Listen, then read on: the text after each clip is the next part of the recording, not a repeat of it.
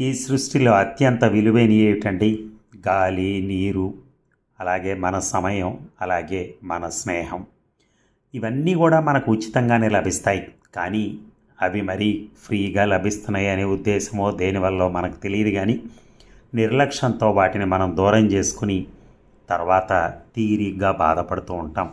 దానికంటే వాటి విలువ తెలిసినప్పుడు మనం ప్రశాంతంగా బతకచ్చు. ఒక స్నేహం విలువ తెలిసిందనుకోండి, ఒక స్నేహితుడు మనతో ఉన్నాడు అనుకోండి, ఆపదల్లో కానీ ఆదుకుంటాడు, ఆనందంలో పంచుకుంటాడు. అలాగే ఒక సమయం ఉంది, మనం ఒక్క సంవత్సరం ఫెయిల్ అయ్యామనుకోండి, ఎంత దారుణంగా ఉంటుంది పరిస్థితి. ఒక సంవత్సరం కాలాన్ని వదిలేసుకున్నట్టే, మనం రెండో సంవత్సరం మళ్ళీ అదే చదువుతాం. అలాగే గాలి, నీరు.